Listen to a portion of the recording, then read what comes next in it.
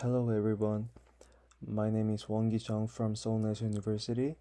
In this video, I'll present our CVPR 2026 highlight paper titled Training-Free Mixed Resolution Latent Upsampling for Spatially Accelerated Diffusion Transformers. This is the standard generation process of a diffusion model.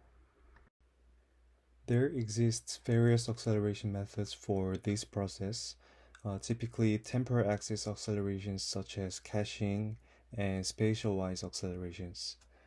While most prior works focus on temporal acceleration, in this paper we address spatial acceleration. And here's the qualitative comparison with other methods. Flux with 7 steps is just reducing the number of inference steps. Taylor's here is temporal acceleration, and bottleneck sampling is spatial acceleration. In all these cases, the models either miss high-frequency details or show noticeable artifacts, but our method preserves the high-frequency information without any artifacts. Another important thing is that our method can be combined with temporal acceleration techniques. It works not only with caching-based methods, but also with time-step distilled models like Flux-Shunel or Stable Diffusion Turbo. So combining our approach with temporal acceleration gives us even more speed up overall. And here's our motivation. A basic form of spatial acceleration is doing low-resolution sampling for some steps and upsampling at some point to get the final image. In this framework, we can think about two strategies: early upsampling and late upsampling. When you generate images, late upsampling tends to create artifacts in edge regions, but it's faster because more steps run at low resolution. Early upsampling avoids these artifacts but needs much more computation. So to balance this trade-off, we propose a 3-stage framework that does early upsampling only in edge regions. This is our overall framework.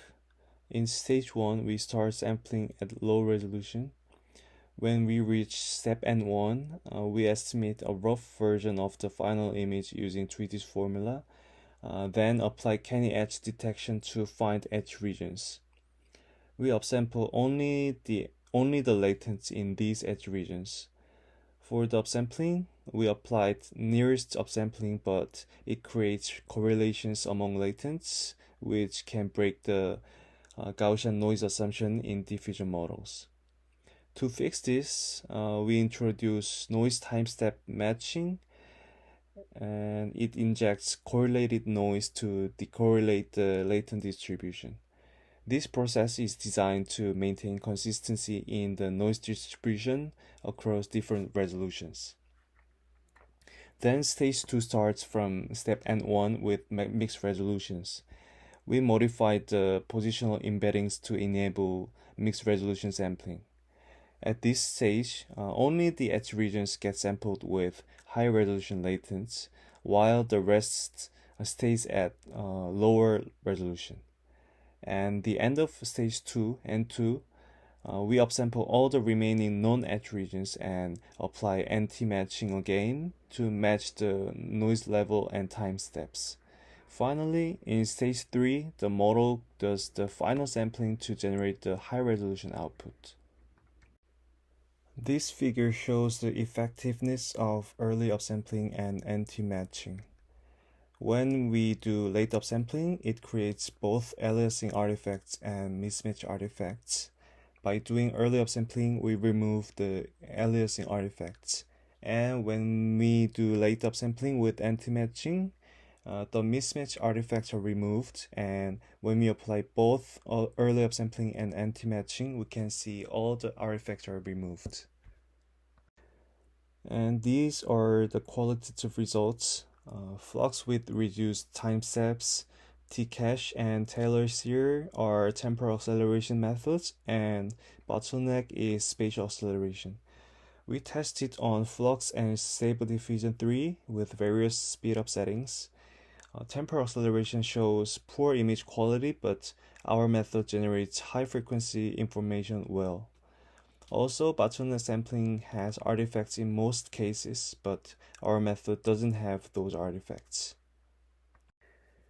These are quantitative results. The upper table is a result on flux, and the bottom table is on stable diffusion 3. T means temporal acceleration and S means spatial acceleration.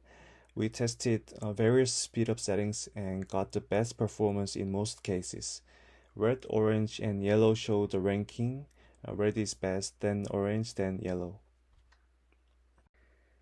And this table shows combining our method with temporal acceleration. By adding temporal acceleration methods such as delta DIT Toka Taylor series to our spatial acceleration framework, we get even more speed up with minimal performance drop. The lower part shows combining our method with time-step distorted models, which also keeps the performance while giving substantial acceleration.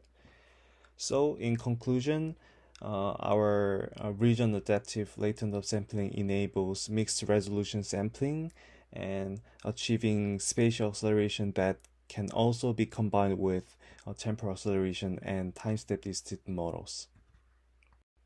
Thank you for the listening.